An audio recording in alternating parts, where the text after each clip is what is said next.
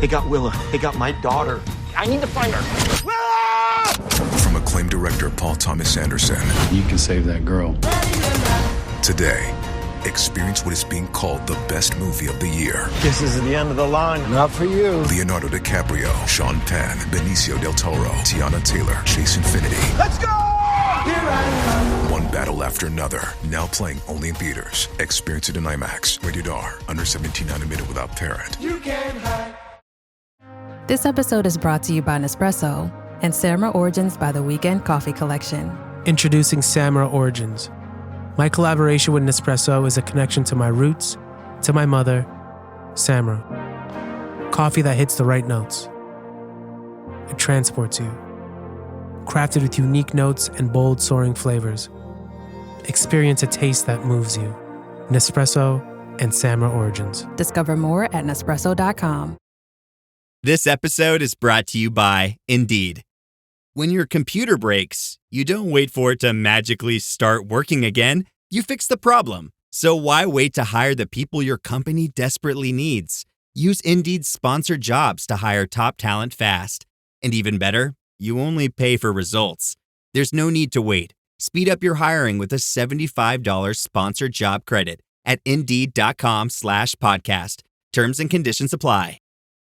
Wish you could become a morning person? You know the type, up before the sun, early morning runs, first one to the office with donuts and a smile. How do they do it? Easy. With the new Galaxy Watch 8, sleep tracking and personalized insights from Samsung Health help you improve so you can wake up to a whole new you. One who, dare I say it, skips the snooze?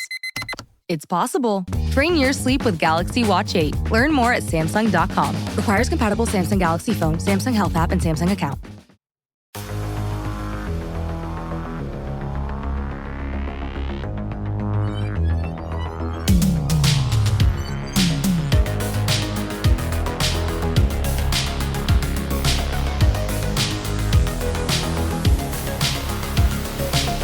Back with another episode of the Blue Turf. This is Thad Bell from the KC Soccer Journal with me, Eric Bergrud. How are you, sir? We're recording in October. That seems early, Thad.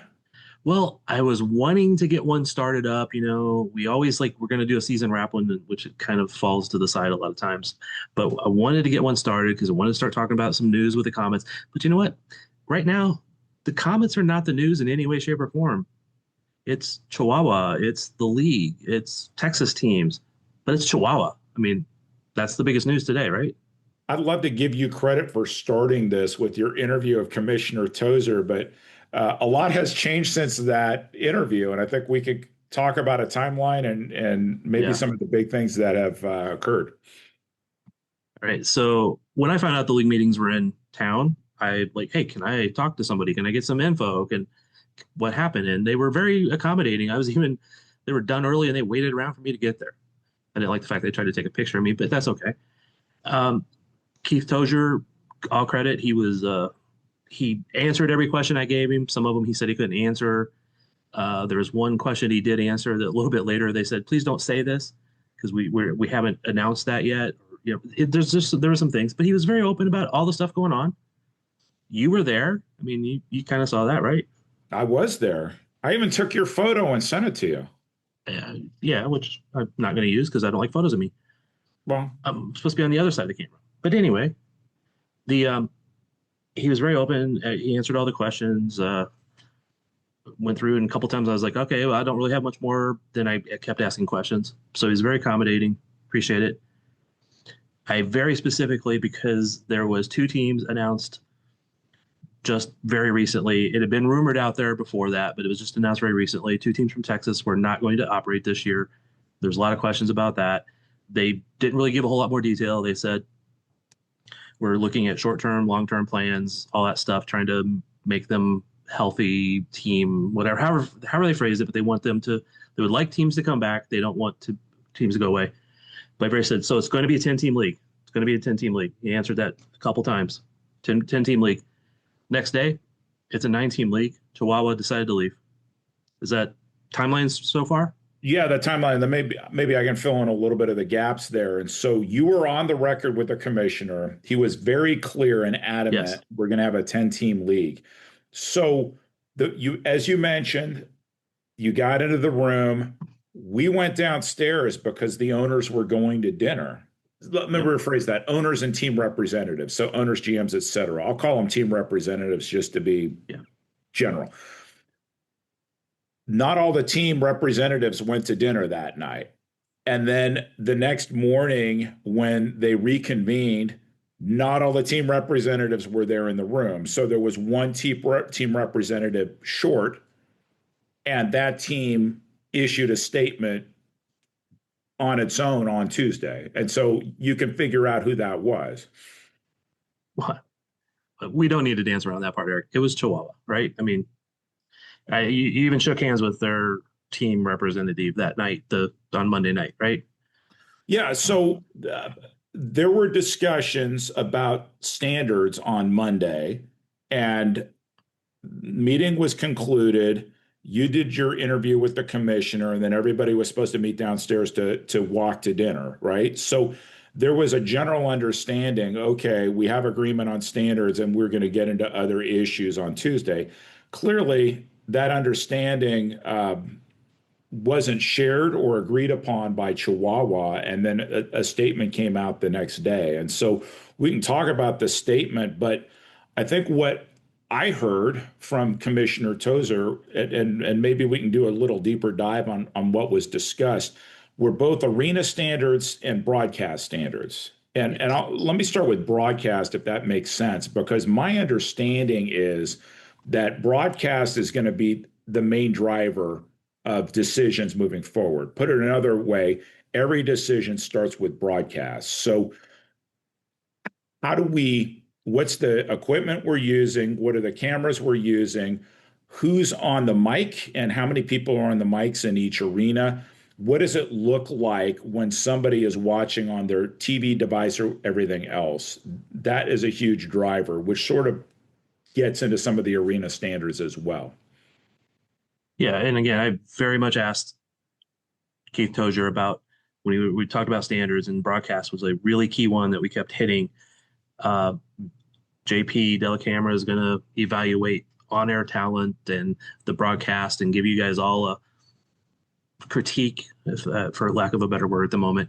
But the quality of the broadcast is, a lot of it at times, the worst part of it may not be some announcers. It's the quality of the broadcast coming across, the being able to watch it, being not always glitchy, having good cameras, having replays, having all of that kind of stuff.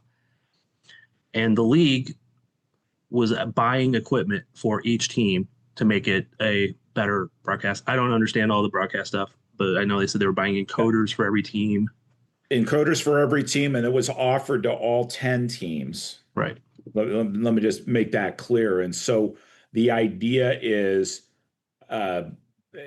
it's like infrastructure for your broadcast. So there's equipment infrastructure as well as talent infrastructure. And so they made a financial commitment on the encoders, so the league bought them. But the teams who don't already employ a full broadcast team are expected to have a full broadcast team. And that would entail a 2 or 3 person team using Empire, San Diego, Kansas City as an example. One way to do it would be 2 people in the booth and 1 on the field. But that's what they're driving at in terms of standards, not minimum standards, standards. Right. And I mean, I know you say that's standard. I'm okay with the word minimum because they can do more. You could always do more, right? But that's the standard. And teams on the broadcast side were expected to come up to that pretty quickly. Some of the other standards, teams were suggested to try to raise those standards of things like amount of seats, because and this is a number that I didn't put in the article that I put out there. Tozier had said 3,500 when we got done. Brian Budzinski from the Comets said, please don't say the 3,500 number because that's not the standard for this year. It's a standard that they would want to get to as the minimum. And all new teams coming in have to meet these standards. Existing teams did not necessarily have to meet them, but they wanted them to at least try. That was the very minimum of that thing, is they want them to try. So I think with Chihuahua, I know they didn't meet 3,500, but they wanted them to look at can they do something to put more seats in there. There's also standards on locker rooms, hotels, and all of that other stuff that is more team sided than what the fans would see. But so they were asked to look at that and then decided that they're leaving. Well, and my understanding, Thad, on this point is they're setting clear standards for expansion and new teams. Right. There's not a penalty on existing teams. Yeah, everybody's grandfathered in. They could stay. Yeah, they're grandfathered in to your glide path to get up to that standard, right? So if you're talking about arena capacity, there is time for some teams to figure it out. Right. And I think I can share, I can't mention which market this is, but one team will have a significantly better arena situation this season than what their fans experienced last year. And so there will be some moves in the 25-26 season and then obviously 26-27. But this was not intended to be a situation where teams had to comply immediately or else. There was a shared understanding that you would be grandfathered in. Right. And for that team that would be upgrading their situation, my understanding is it's going to be part of the year, not the whole year this year. It's going to be part of this season, upcoming season, and then would meet it the next season. That's what I heard too. So just trying to clarify a little bit. Didn't want to set expectations that we don't know. So all I've ever heard about Chihuahua is the people they deal with has been great. When I dealt with them up here a little bit, they were all awesome people that I talked to. As far as one of the comments, of course, this is, ownership and league kind of things, is they always paid their bills on time. They did everything they were supposed to do on time and all that stuff. But it just come down to the stadium and needing to upgrade it and them being grandfathered in. And honestly, if they just made any effort on that stuff, they're probably staying. Well, the league's not kicking them out.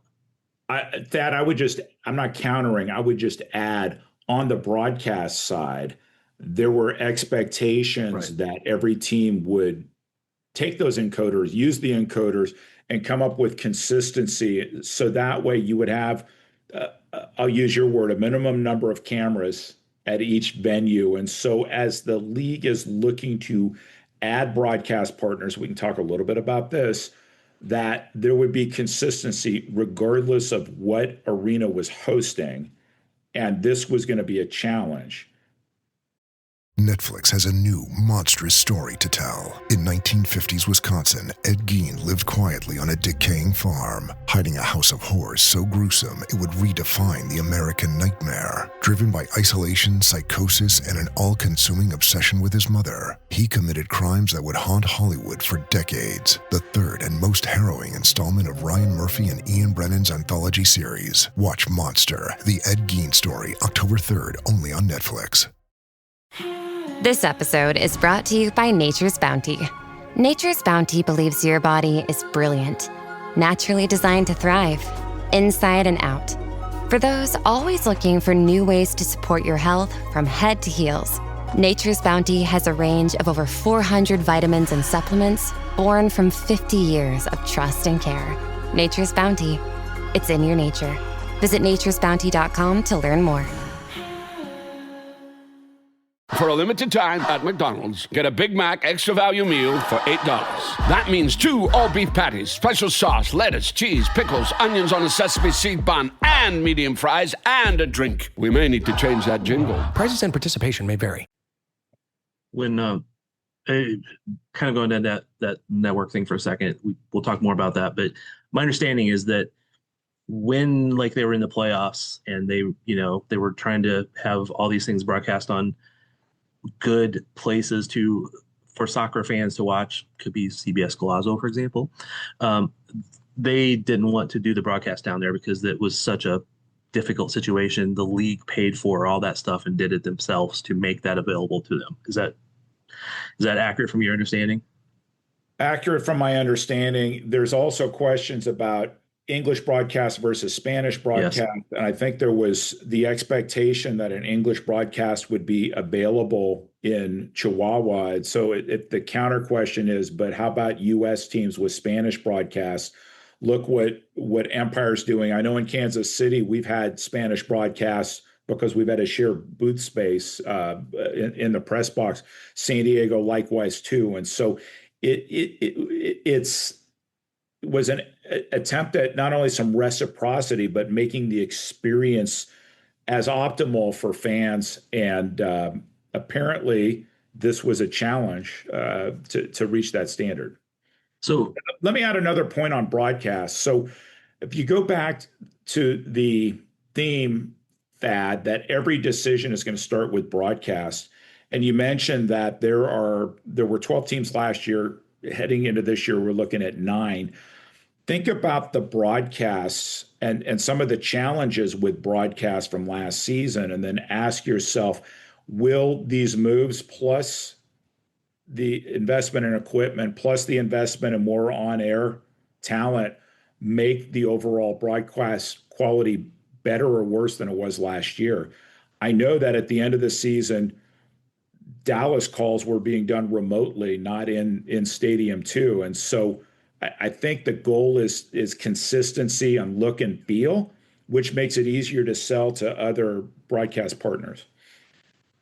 Yeah, other broadcast partners, but just for fans. I mean, when Comets would go on the road, I watched maybe a quarter of MASL games last year, right? I don't watch them all as much as you do.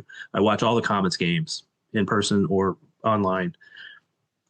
But some of the ability to watch those games was horrendous from a fan perspective, right? You and I would talk about some of these things off air, sometimes on the pod, but it was just very difficult to be able to enjoy those games as a fan from outside. And you want your fans to be able to watch your away games. Well, I think you want to be able to grow that's that. Fair. Totally fair. And I think that's been a frustration vocalized by MASL fans. And so Yes. as all this is coming to a head, for lack of a better term, I think the immediate reaction for many fans has been, oh, the sky must be falling because the league is contracted from 12 to 9.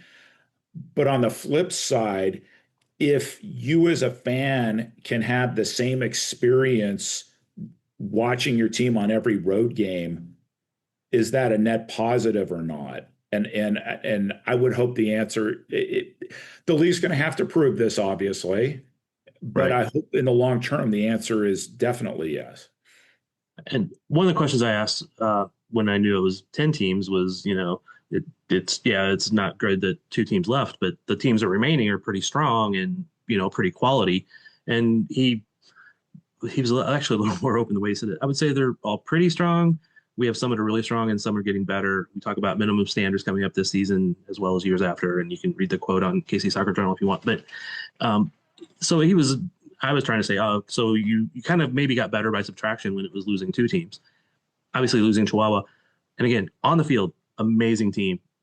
Champions. They've been great to watch when you could. All that stuff is just the stadium stuff, the broadcast stuff. But you sometimes become better by subtraction, right? And it sucks, especially for the fans of those teams, and especially with a team as strong as Chihuahua. But if every team has better broadcast next year, better other minimum standards, and I don't even want to push for everybody is to the exact same quality level. I just want to get to the point where everything is at least at a minimum level where people can enjoy those games. Yeah, what's been interesting, and I'll just say in this calendar year, so say from January to today, there have been all sorts of comments online, and many of them directed at San Diego, particularly with San Diego getting the first 2 rounds of the playoffs last year. And there have been some comments about Chihuahua's exit somehow is necessarily connected with San Diego. I think 2 things are true here. And there's an old expression that the 2 things can be true simultaneously. One is, with Chihuahua leaving, it's going to be easier for other teams to win the Ron Newman Cup. But at the same time, the owners, the coaches, the players of the remaining teams can be sad for the Chihuahua players and staff and coaching team for losing their jobs. I mean, I don't think that anybody is celebrating this. So this notion that somehow this has been cooked or whatever, that's not true. Now it's going to be incumbent on the league. What do we do moving forward? Can we put a consistent product on the field? Because the challenge has been really off the field in terms of what's the look and feel on broadcast? What's the look and feel in the stands? Are we selling tickets? Are we putting on the best possible production, not only for home, away, and neutral fans, but potential broadcast partners? Yeah, and there's CBS Golazo was with them last year, with the league last year, and I know there's potential for other networks doing some stuff, which I know that they'll want to announce when they can get the opportunity to do that. And I saw that there was a MASL Plus coming out, I guess. I didn't know that until just today myself.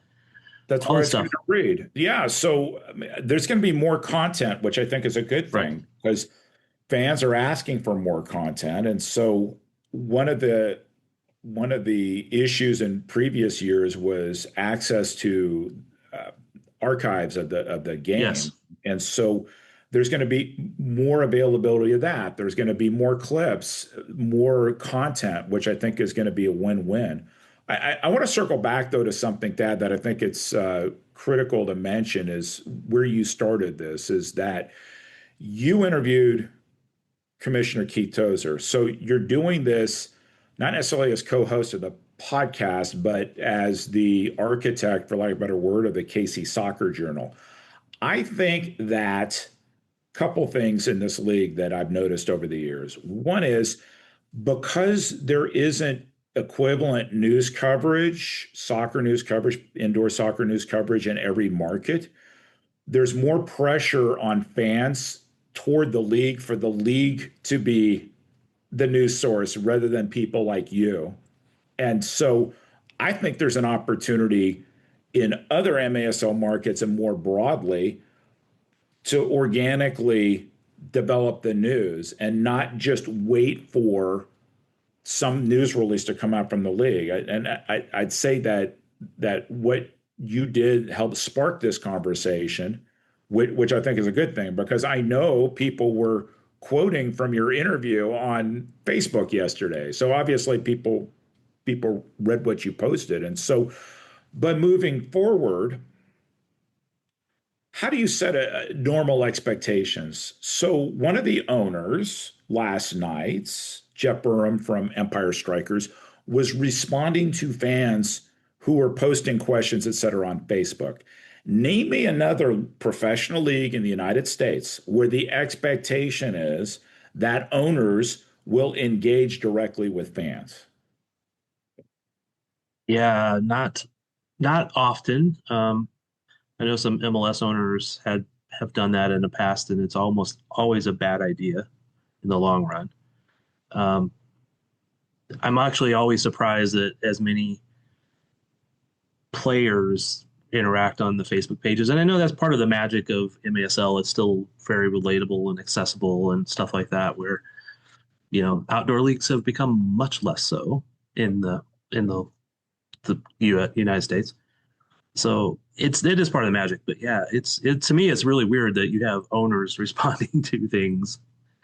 But I don't know. But yes, I would love for there to be me in each one of these other cities, or at least a chunk of them, so you can get some news out there that doesn't come directly from the team, doesn't come directly from the league.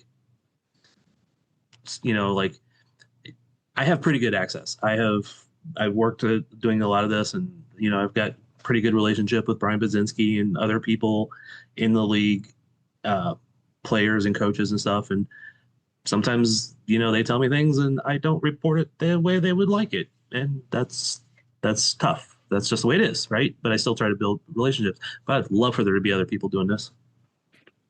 Okay, everybody listening, contact Thad Bell directly to know how you get it done. But particularly Just since show up. show up, that's the important thing. Particularly because people are wanting a, let's use the word unfiltered view at what's happening. Having a resource not on the payroll of the league or a team, that's the way it's worked traditionally in sports, right? Right. Yeah, I don't get paid by the comments. I did actually for a little while because I wrote articles that they then gave to the Star, because that's how they get articles into the Stars. They write them. I did actually get paid by them then, but I also hosted podcasts and wrote articles that did not do that. So on one hand, I was writing one that they would love, and then on the other hand, I was writing one that would not necessarily love. Not that I was hating on them or anything, but just more. There's different focuses in how you write things. I do also respect when I was interviewing Tozier, he said the 3,500 number. When we were done, Brian said, "Could you not say that number, because that's not the number for this year. It's a number for a future year." And that's just where they're wanting to get to. But the minimum was 2,500 this year. That's all that. I did respect that, because I know sometimes things are said. If it was live, there's nothing I could do about it. I've always said if I do an interview with you and once it's posted, up until that time, you can ask me to take something out because you misspoke or you didn't say it in the best way. I'll do that. But once it's out there, it's out there. I'm not changing it after the fact. Well, going back to your interview with the commissioner, he planted a seed in terms of competition this year being interesting, potentially adding an in-season tournament.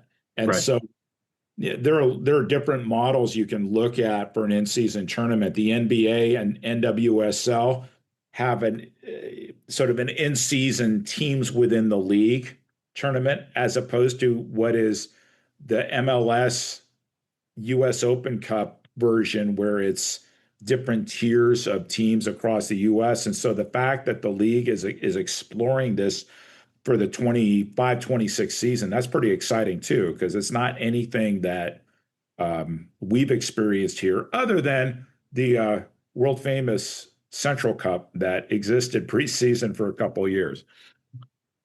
Well, or you could say similar to COVID year, we kind of had to sort of that stuff too. But sure, but it's sort of a consistent new feature. Right. NBA, what they've done has been popular. NWSL's done this now for a few years too, with an in-season tournament in addition to the regular schedule. Well, the NWSL tournament has actually now kind of went away. The Challenge Cup, previous years, right? Yes. Yeah, it's down to essentially the previous cup winner and next team down. They play a game at the beginning of the season, and for the Challenge Cup, which is similar to. Trying to remember the one in England, but they play Community Shield. The Community Shield. Yep. Right. So it's similar to that now. But yeah, he even mentioned when I was talking to him, and I think it's in the quote in the article, that U.S. Open Cup type thing. So that would tell me that you would have MASL teams and teams from outside of MASL 1, perhaps 2 teams, 3 teams, perhaps Chihuahua could come in and play, right? Right.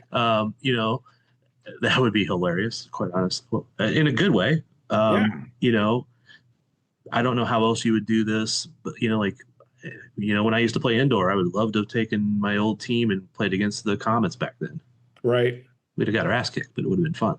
Well, this is in the category. We'll stay tuned to see what's announced. Right. But we got a really strong sign that this is coming, which I think would be really helpful. The other thing that the commissioner mentioned, no rules changes. Yeah. So I know that this has been, for some fans, either a frustration or anticipation in terms of, are the rules changing again? They're going to stay with what was governed last year. We've heard less and less about people complaining about the goalkeeper possession rule. I think that they found a place on video review they're comfortable with. Yeah. Yeah, and that was actually one of the things I wanted to mention. I kind of jotted some notes about what we talked about was the no rules changes for on the field. And that also just ties in very much to what we've been saying is now they're focused on broadcast standards, stadium and other standards like that. But the play on the field is really good. We all enjoy that. yes, would I rather them do this or that? Of course, maybe, but it's really not a big deal. You get used to however the play is. You just got to let it be for a while. Make very minor tweaks, if anything. That's all good. Video review is good enough. You can always be better. It can be better if you have more cameras and better cameras and all of that aspect. So that will help that. He mentioned that, he thought the referee situation was good. And again, your fans will never be happy with referees. Anywhere. Premier League should have the best of everything, quite honestly. And you always hear complaints about refs in the Premier League. So it's better and always improving. And if you don't like the way refs ref the game, then go be a ref and make it better yourself. So again, it's all there, and we will argue about refs and stuff in the podcast throughout the year. Oh, they should have made this call, or whatever. That's partly because we like argue, or I do. All that's good. It's the broadcast that has to be better. And again, I don't want to say this because I'm friends with you and Nick Vassos. You guys have a really good quality broadcast. You guys are a great team. Are your business expenses playing hide and seek? With Uber for Business, the small spends that slip through the cracks, like rides and meals, go right where you need them. Because it integrates with leading expense platforms, you can say goodbye to surprise costs, missing dollars, or chasing receipts. Everything's track downable. Uber for Business. Make small steps that make a big impact. Learn more at uber.com/small steps. I guess I should ask, is Lux back? Lux is back. Well, and see, we changed. We evolved last year. We added, we noticed other teams successfully employing an on-field third member of the team. So we added. It's not like we're standing still. Right. There's some technology we looked at last year, in-game technology, that we couldn't bring online, and we'll still look at that again for the 25-26 season. Nobody should stick on their laurels. If you're a championship team on the field and you don't adjust your roster, other teams will catch you and beat you. But it's the same way as broadcast. We should strive to do better than we did the previous year. We had a glitch, a significant glitch, unintentional glitch at halftime of our first game of this past season, and I immediately contacted JP Dellacamera and apologized for it. I mean, it's not anything that we could control, but it happened, and we have higher standards for ourselves. Yeah, and again, I don't want to just say you guys are good because I'm friends with you guys, or I'm around you guys. It is the best, or one of the best in the league. I know there's others that are good, but if we just can get the ones that are not as quality up to at least the middle, of what everybody's at now, it would be great. The games would be much easier to watch. I'll go a step further than I normally do with that, because we, peering behind the curtain, as they said in Wizard of Oz, Dad and I normally have this agreement that if there's anything tough that needs to be said, Dad's going to say it, and I'm going to toe more the party line. I'll veer into Thad Bell territory a little bit. Oh shit! Watch out. If this league, the way it operates, where it's home announcers calling games that are going to be broadcast domestically and internationally to a wider audience, we're going to have less homerism in this league to be successful. Just straight up. We're not the NFL that has neutral national announcers, or MLS today, neutral announcers on Apple TV. We're not there. And so those of us who are representing, in our case, both Kansas City and the league, we're going to have to be more diligent not to be homer announcers. And that's going to have to be the expectation minimum, using your term, not mine, across the league. No, I would agree. And I have no issue with you guys being fans of the team you're broadcasting. No issue with that. But it goes so far extreme with some announcers that, they can't see their team doing anything wrong. They can't see the other team doing anything right. Every call against them is wrong. Every call against the other team is right. It just have a little balance there, Well, if your team scores, if you're the announcer for a team and your team scores, go, yay, goal, or however you do it. That's fine. I would challenge any listener here, talk to any Comets player, coaching staff, and ask them what they think about me. And they're going to say Eric's too hard on the Comets and he's mean to us. I guarantee you that, because I've heard it from them that, hey, why do you always say better things about the other team than you do this?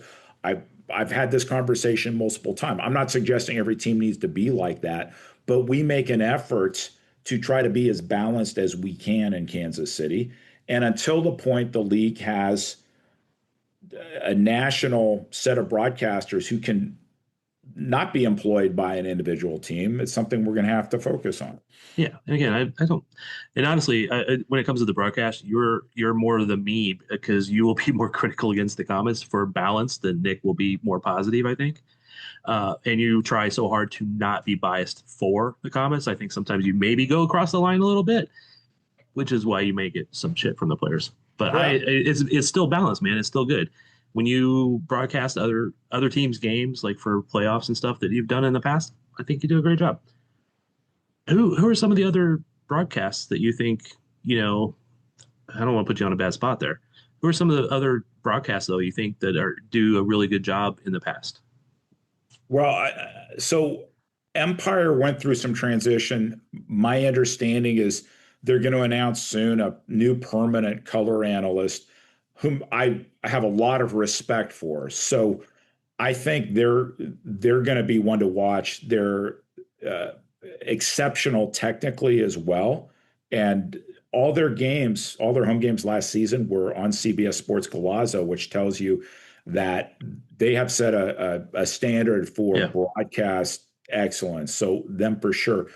San Diego, I really like how Craig and Tony interact. I think they've had some challenges moving in that arena, and they changed production, but San Diego had more games scheduled on Golazo than we did last year.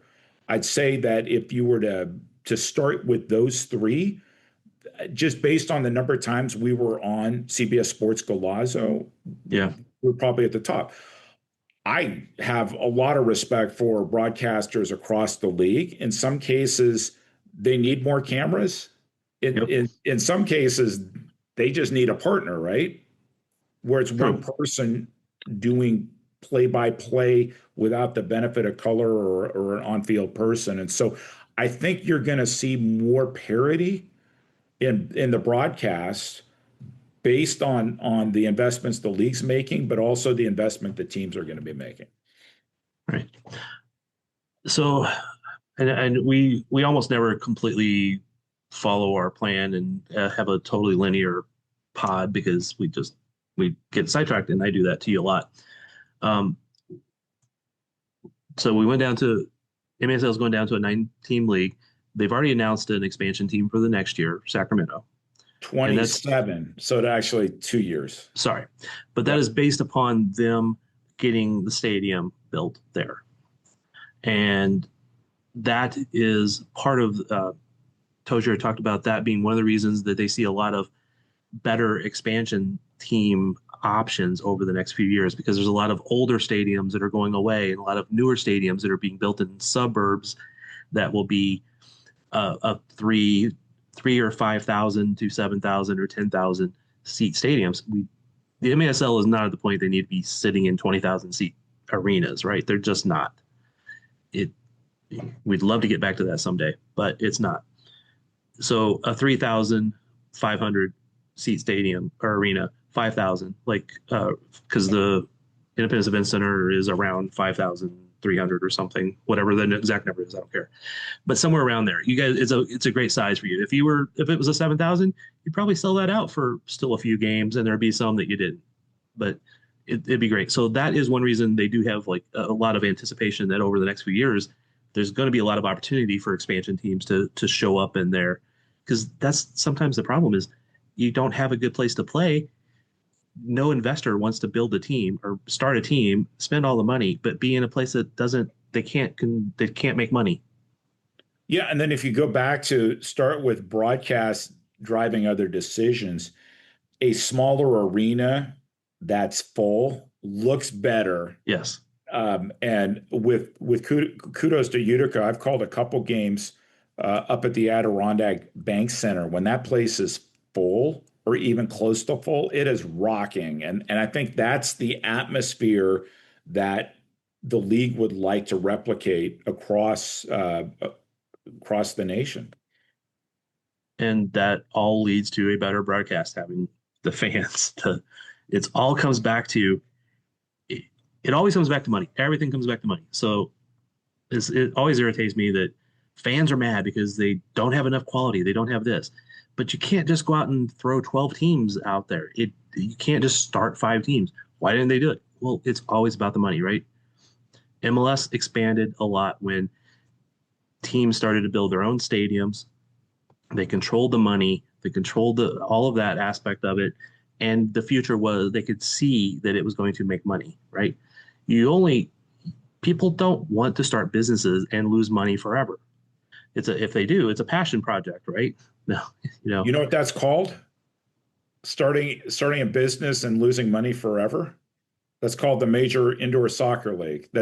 So there's a history of deep-pocketed owners who lost a lot of money and then just decided, I can't make this work. So you talked about 20,000 seat arenas. You can not UTAD, but people can romanticize the good old days of indoor soccer. Right. These owners lost a lot of money, not just in that era, the NPSL era. I know in Kansas City, the owner of the Attack lost 7 figures over the period of his ownership. And so this notion that somehow the league's not trying or whatever, there are owners that have made significant financial contributions. And there should be some modicum of respect for that. And if the opportunities present themselves, I see existing owners investing more and new owners coming in. On Sacramento, they visited. I chatted with part of their delegation. They were in Kansas City for a game we were doing on Golazo earlier this season. And they were in Utica for the All-Star game. I was sort of occupied at the All-Star game, so I didn't get to talk to them. But they did their due diligence. They flew around the country to look at how this works in other markets, and they were sold. Yeah. No, I remember there was, I think it was them, because I think there was 2 potential ownership groups that came through last year, but I could be wrong. You are correct. I don't think I can mention the other market, but they're looking and they want to see what does it look like in the in-game experience. You can then match it with what you see on Golazo or wherever we wind up airing next season. Yeah, and again, due credit to a lot of teams and their fans. The being in person is obviously always more fun, and you can have great experience being a fan in the stadium. It's that, how do you make it look good to somebody else who's going to invest money through TV networks and advertising, all that stuff. And if it doesn't look good on TV, then it's not going to sell. I know, I see this all the time on comments on Facebook or elsewhere. Well, how come ESPN can show, darts or this or that or cornhole or whatever, right? It's because it's really easy to set up a couple of cameras and show that, and it looks good. Okay, it's a quality broadcast. It's harder when you're doing it in these arenas that are either really old, don't have the infrastructure, and see another thing with Chihuahua, they needed to have a line installed to make it have the bandwidth to get a quality broadcast out. And that's, everybody is being essentially required to install these things so you can have a better broadcast, so it can show up on CBS Golazo or another network to be named if it ever shows up, which I do feel it will, but we'll see. I try to hesitate. I don't want to say positive things until I've heard it officially. But so anyway, it's all these things, right? So it always frustrates me, and I don't go into Facebook and talk trash with fans and stuff like some players do or some owners do, because I just don't want to get dragged down into it. I want to be a happier person. But it does frustrate me when I go look there to see what news is going on, that, Tozer's terrible, they've lost teams, they don't do this. But at the same time, all season, why aren't the broadcasts better? Why can't I see this? Why can't I do that? And I'm not saying it's the exact same people, although I think in a lot of cases it is. But don't you understand that you're not having a cognitive work here? Like I'm looking for the better words. You aren't remaining consistent. You either have better standards, and sometimes you lose teams because of that, or you have more teams, and then there's a lot less quality. I mean, we could start an indoor team and put them down in Olathe and play, right? And I could sit there and film it on my phone and throw it on Facebook or Twitter. Yep. And yes, some fans would watch it. Oh, wow, but we need better cameras. Yes, you're right. We do.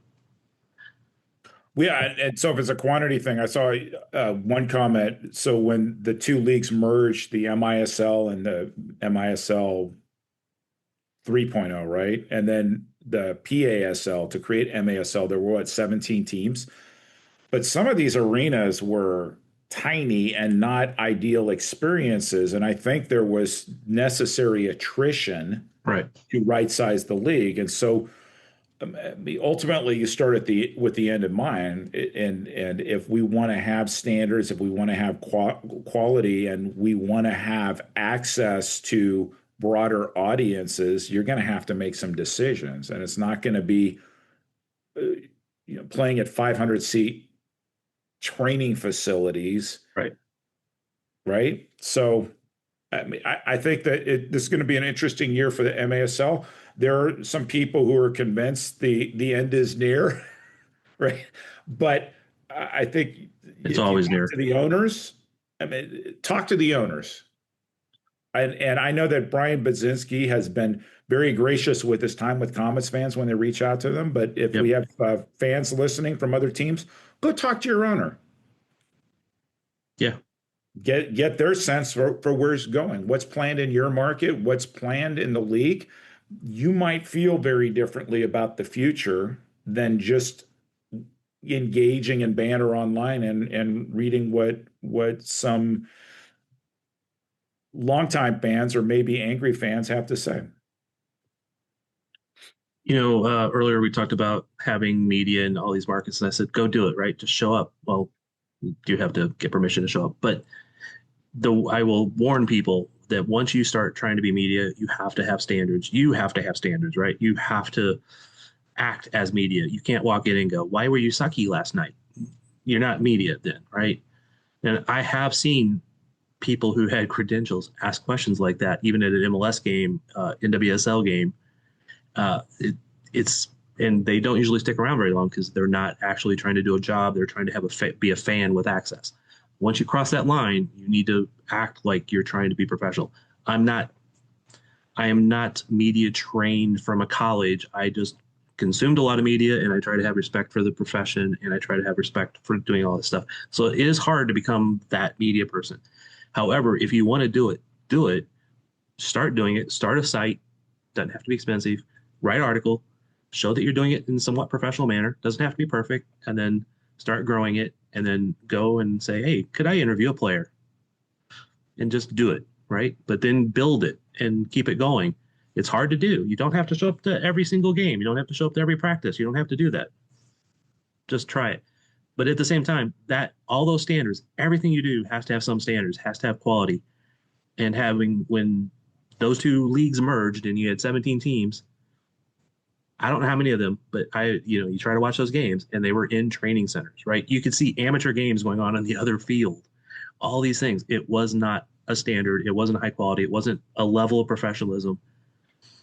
And yes, I would rather there be 18 teams in the MASL right now that in different parts of the country, and 20 and 25. But I've watched MLS grow. I've watched MASL, all the indoor leagues go down. Oh, all these other leagues, they're starting. They're wonderful. No, they have low quality. Okay. They're not wonderful. They just have teams. And it just frustrates the heck out of me. You want your league to be good. I understand it. You're wanting more teams. I understand. I understand if you're a fan of Texas and you lost your team. I understand being sad. Find a way, find an owner, find a spot to play. Make sure that you come up to standards. And that's what frustrates me the most with Chihuahua leaving, is they had such a good team and so much good about them, such passionate fans. And then they quit because they're asked to come up to a level of standard. And the thing they put out there irritates me because it made it sound like oh, we've done so much for you, and now you're telling us we have to, just standards, man, standards. Well, and then did I rant too much, Eric? No, and then hope in the future you're like Major League Soccer, where fans are complaining there's too many teams, and so then you have the other problem that we need to be like Europe with a max of 20 teams, otherwise we're too Americanized. And so, I mean, in the end, there's no perfect solution, there's no perfect formula, but being authentic and striving to be who you are. And I think what's beautiful about indoor soccer is that in-game experience that you described. There's nothing quite like it in any other sport. Now, as we get the broadcast, it's not the same as being in the arena, but to the extent we can make the viewers at home, wherever they are, feel as much of it, as much of the excitement as we do in the arena, things will take care of themselves. I will be happy someday when I can pull up an app and watch all of MASL, and they're all quality broadcasts. Look, I don't like all the announcers in MLS, but long shot, quite honestly, I turn the sound down on a lot of them and watch the game, and I only turn it back up when I need to find out something I can't tell by seeing. But that's me. I do the same with a lot of MASL games because I couldn't stand the announcer.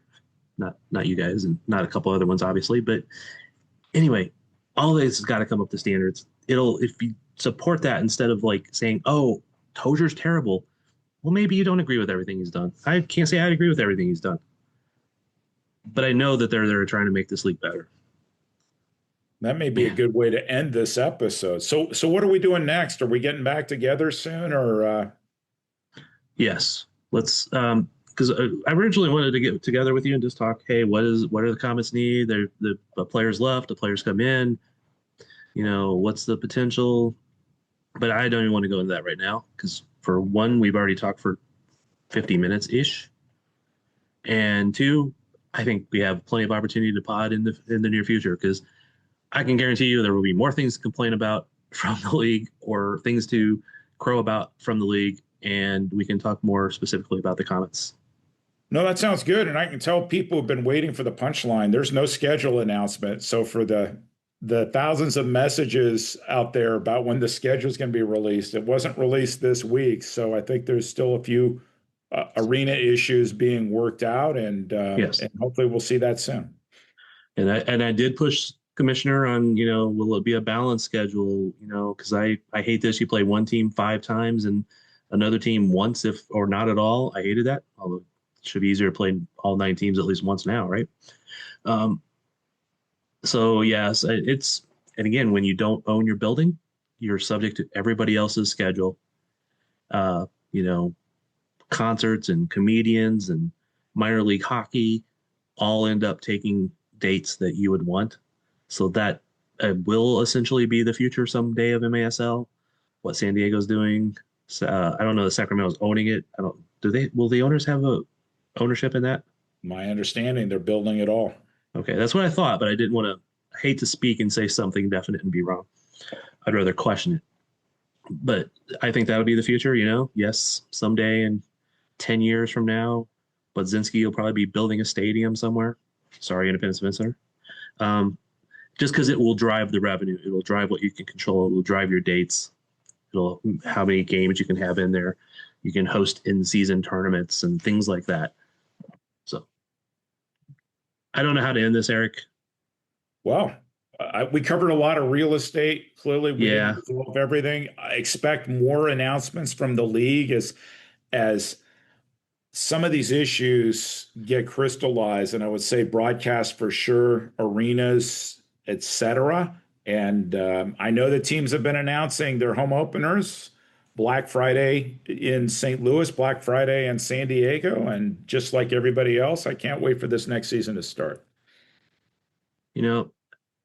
When I went to the league meeting thing the other day to talk to Tozier, and you were there, Budzinski was there. One of the things I noticed was that there was, those gift packs of barbecue sauce sitting on tables, right? Like you can get them at Rally House and different places, but it had like 4 different barbecue sauces there and all that stuff. And all I could think of when I found out that Chihuahua just left that night and they didn't come back the next day is they just took their barbecue sauce and went home. That might be a good way to end this episode. We're out.